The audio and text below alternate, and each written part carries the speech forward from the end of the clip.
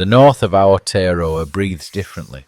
Mist clings low to the folds of the land around Kororāreka, rising slowly from damp earth and fern, drifting through kauri trunks that have stood longer than memory. The air smells of wood smoke, salt carried inland from the Bay of Islands, and wet soil turned by bare feet. This is in Ngāpuhi country, and in the early years of the 19th century, it is loud with birdsong, with voices, with the crack of muskets echoing faintly from distant hills. Here, around 1807, a child is born. He is named Heke Pōkai, after his mother's brother. His father, Tupanapana, watches quietly. His mother, Tekona, holds the child close, the warmth of new life against her skin. Around them, women murmur karakia, and the small sounds of a village settling back into itself after birth. This boy enters a world already shaped by change, steel, gunpowder, foreign sails on the horizon, though he cannot yet know it. Hek grows up in the Kaikohe area, among ridgelines and swamps, in a landscape that teaches endurance early.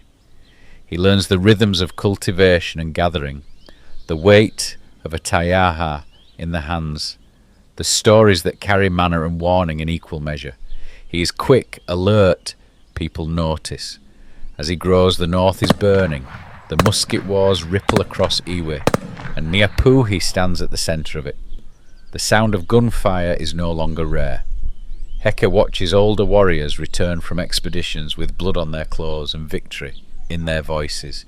He listens when the name Hōne Heke is spoken, a figure already moving toward the legend. And then something stranger arrives.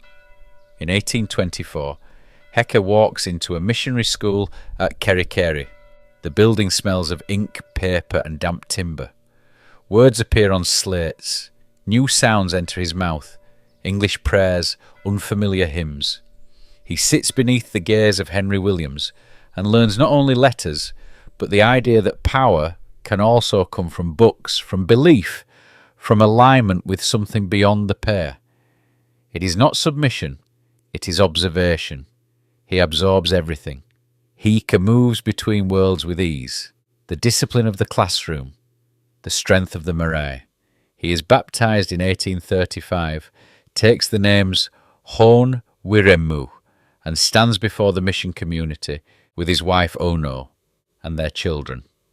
Water runs over his head, words are spoken, a new identity settles on him, lightly, like a cloak that can be removed if needed. Tragedy follows quickly. Riria and the children die. Grief does not break him, but it hardens something inside. Soon after, he marries Harriata Rongo, daughter of Hōne Heke, binding him more tightly to Ngāpuhi power. Christianity and chiefly lineage now sit side by side within him, unresolved. By the 1830s, Hōne Heke is already a warrior. He fights at Kororāreka in the conflict later called the Girls' War. He joins expeditions south. He bleeds, and others bleed for him. He earns reputation not through noise but through presence, through decisiveness. He can preach, he can fight, he can listen. And somewhere deep in the north, beneath the flags and prayers and promises yet to come, something begins to form. A growing awareness that the land is changing hands without consent, that authority is being quietly shifted, pole by pole, law by law, shaped by musket smoke and scripture alike, unaware that his name will soon be carved into the history of a nation, not as a convert, not as a student, but as a challenger.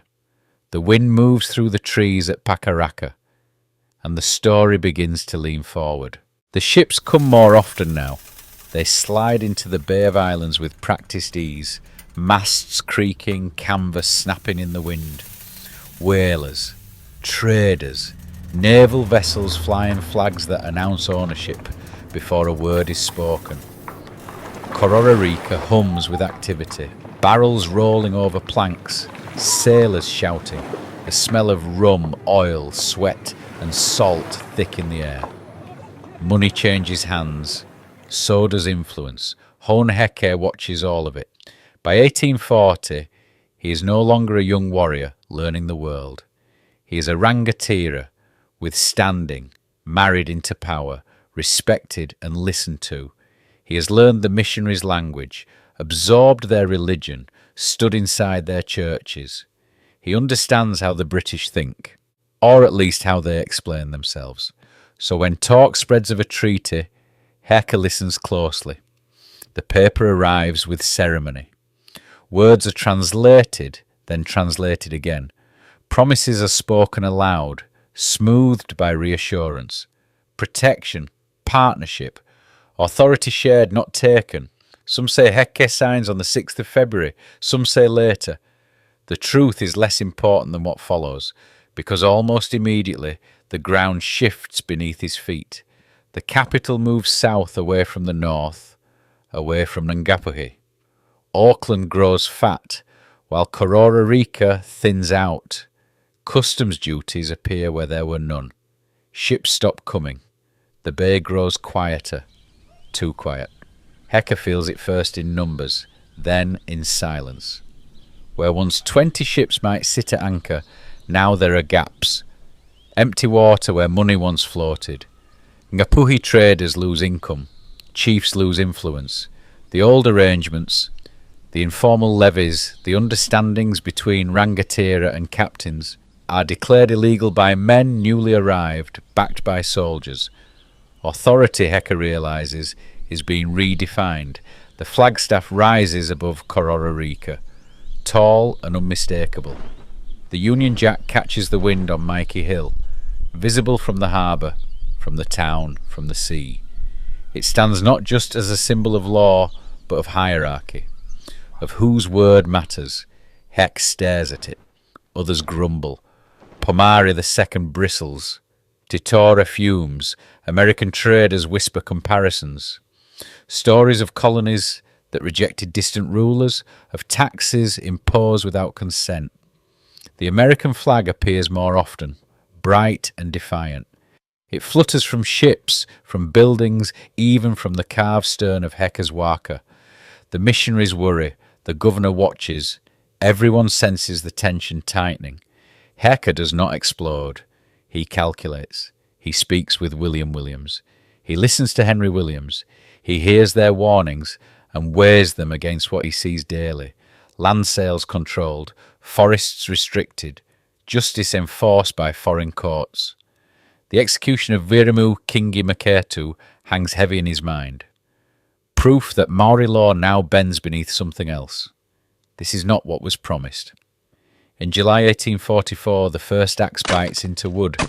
The flagstaff falls. It crashes to the ground with a crack that echoes across the town. Shock ripples outward.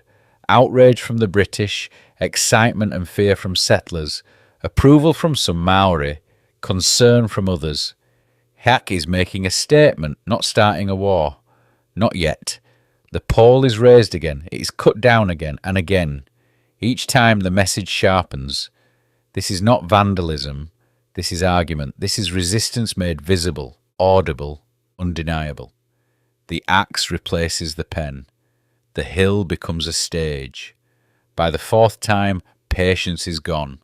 Troops gather. Guns are cleaned. Orders are written. Heke knows what comes next. He also knows he is no longer alone. Kowiti stands with him. Warriors gather, paths inland fill with movement. The flagstaff rises once more. The air feels different now.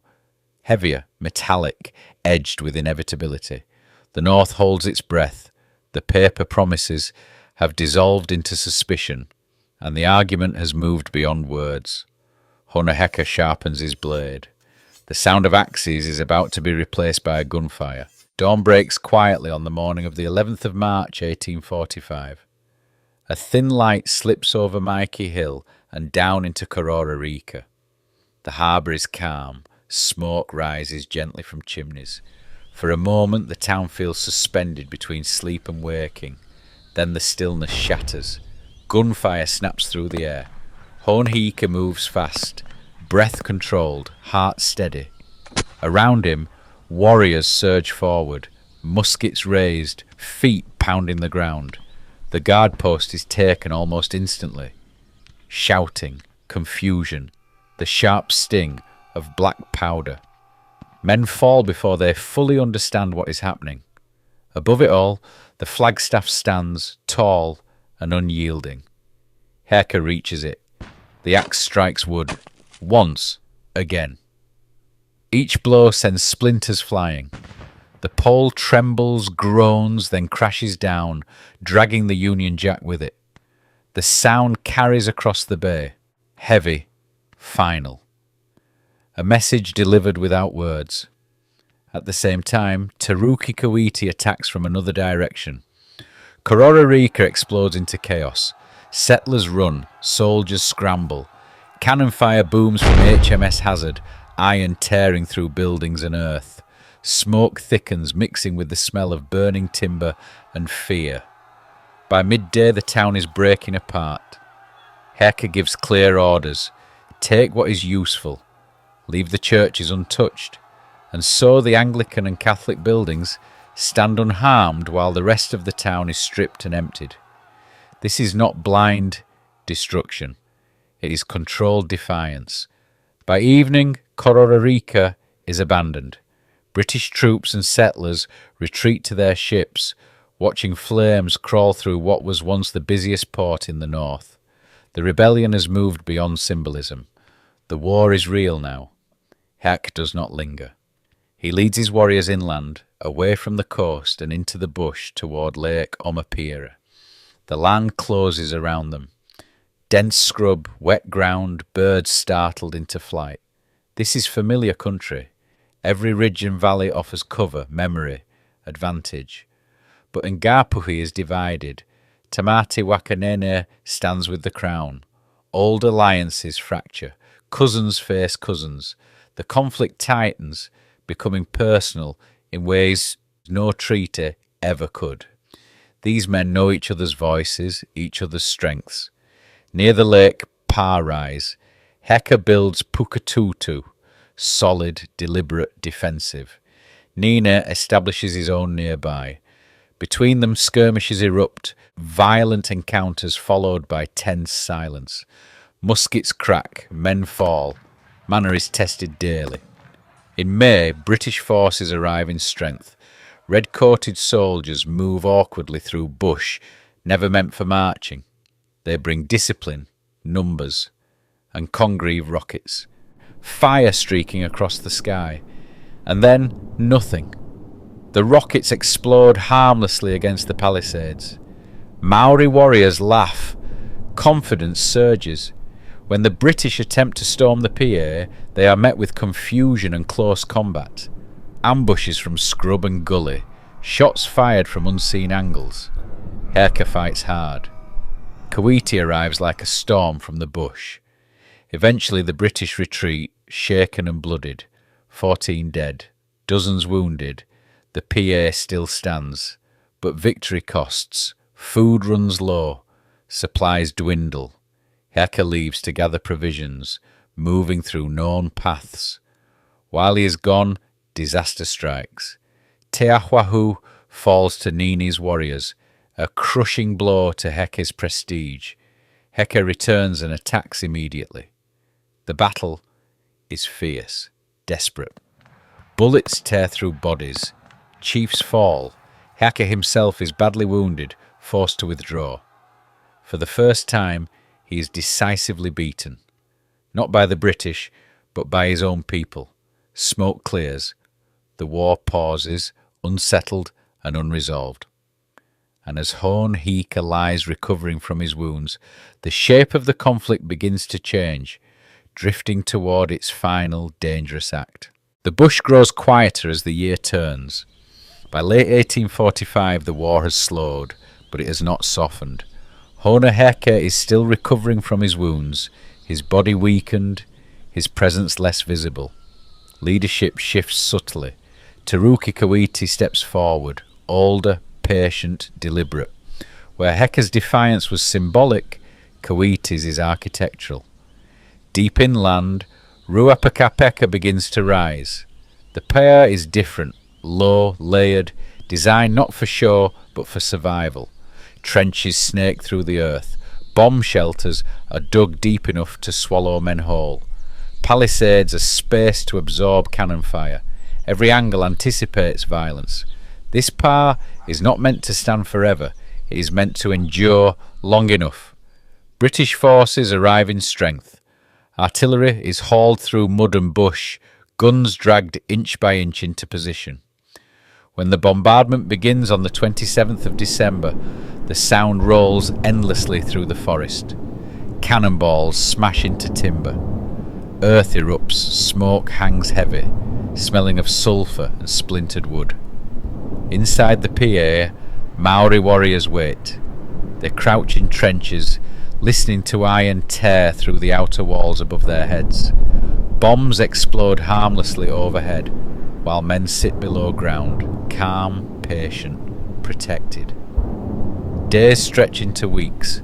The British fire again and again, convinced that nothing living could survive such punishment. But Ruapekapeka breathes. On January the 10th, 1846, breaches appear in the palisades. Confidence spreads through the British camp. Orders are prepared. The end feels close. Then, on Sunday morning, something feels wrong. The PA looks empty. Flags are gone. Movement is minimal. Smoke does not rise as expected. British sailors and soldiers advance cautiously, stepping over shattered defences and into the pay itself. For a moment there is silence. Then gunfire erupts behind them. Maori warriors surge from the bush, from trenches, from cover unseen. Shots crack at close range. Fighting spills behind the pier, hand to hand, desperate and chaotic. Hōne Heke is not leading from the front now, but his presence is felt. This is strategy shaped by experience. Refusal to die inside walls, refusal to fight on enemy terms. The power was never meant to be held. It was meant to draw the British forward, to stretch them, to bleed them. After hours of fighting, the Maori withdraw. Ruapekapeka is left behind, occupied by British forces who quickly declare victory. Flags are raised, reports are written. The rebellion, it is said, has been crushed, but nothing feels settled. Heke and Kawiti are still free. Their warriors remain intact. No surrender is signed, no land is taken. The forest swallows the rebels once more, leaving the British holding a shell. Soon after, the fighting stops. Heke and Kawiti meet with Tamati Wakanene. There is no ceremony, no spectacle, just agreement. The war is over. Pardons are granted. No punishments follow. The North exhales. In Auckland, the governor frames it as a clear British triumph. He does not understand what has actually happened. He does not see that authority has been challenged, reshaped, tested, and not broken. In the North, the story sounds different. Ruapekapeka is remembered not as a defeat, but as a lesson. In adaptation, in restraint, in knowing when to step away. And Hōne Heke, wounded but unbowed, moves quietly back into the land that made him, carrying a reputation now heavier than any flag. The North grows still again. The gunfire fades into memory.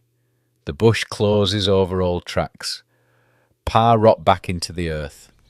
Life resumes its rhythms, though nothing is quite the same. Heke is changed. His body carries the cost of the fighting. Wounds that never fully heal. Strength that does not return the way it once did. He walks more slowly now. He speaks less, but his presence has weight.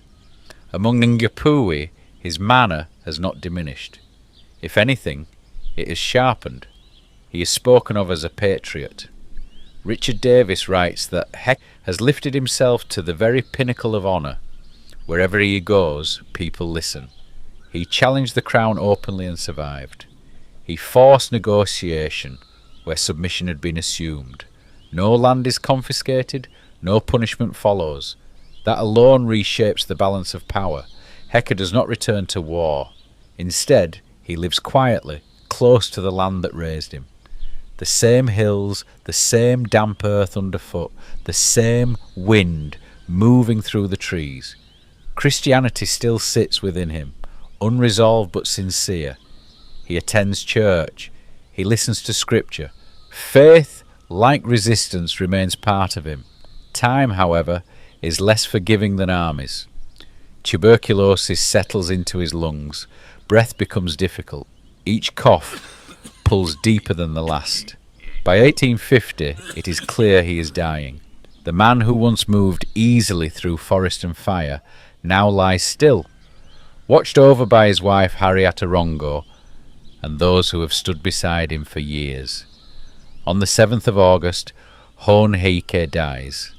There is no battlefield, no final speech, just the quiet release of breath in a place he knows well.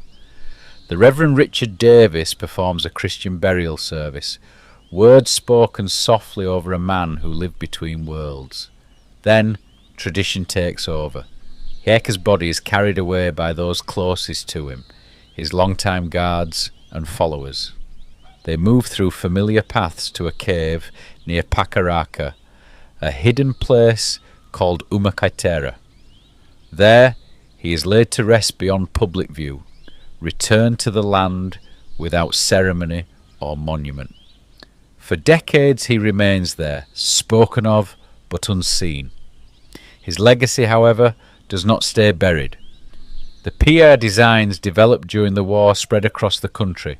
Trenches, bomb shelters, layered defences, innovations born from Ruapekapeka and Ohio reappear in later conflicts. Māori adapt. British tactics struggle to keep pace. The wars that follow are shaped by lessons learned in the north. Heke's name becomes fixed in history. A relief of his likeness appears on the Auckland High Court. A monument stands at Kaikohe. His bones are eventually moved, controversially, into public ground as development creeps closer to old sacred places. Even in death, questions of authority and ownership follow him. But among Ngāpuhi, the memory is simpler. Hōne Heke is remembered not for rebellion alone, but for clarity, for seeing the shift in power early, for refusing to let it pass without challenge. He did not reject the future. He argued with it. The flagstaff rises again at Kororāreka. It stands there still, but it no longer means what it once did. Because once, in the damp northern air, a man looked at a symbol and decided it did not speak for him. And with that decision, he changed the shape of a nation's story.